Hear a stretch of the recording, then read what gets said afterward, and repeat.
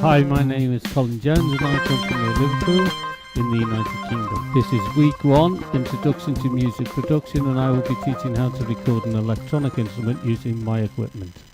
Main computer, 2 VDUs for split screen viewing, a PreSonus audio box, that's my input box, USB connection.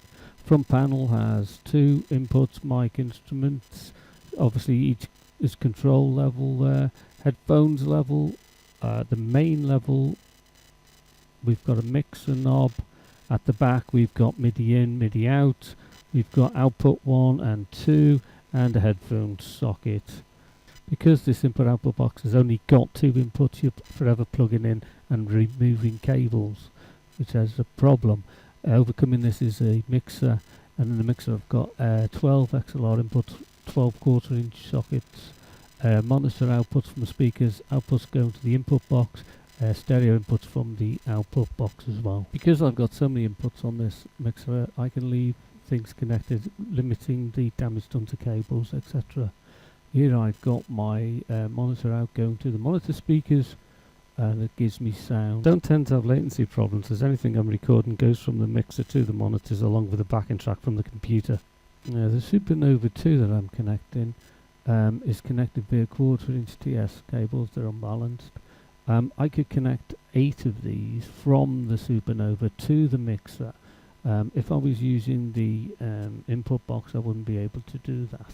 Supernova 2 is capable of producing a track simultaneously. I need to place a MIDI cable between the Supernova and the MIDI keyboard. An alternative method would be to connect the Supernova 2 with 2 MIDI cables to the input-output box. The keyboard would be connected to the computer using a USB cable.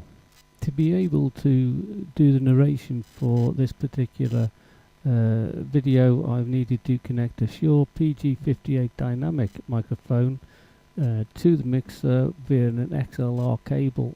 I'm going to connect the guitar with a 1/4 TS cable unbalanced to the GNX 3000 Guitar Effects Workstation, and that's connected to the mixer with a 1/4 TRS cable, which is balanced. An alternative is to connect the guitar via a 1/4 TS cable unbalanced into a DI box, and from the DI box an XLR cable to the mixer.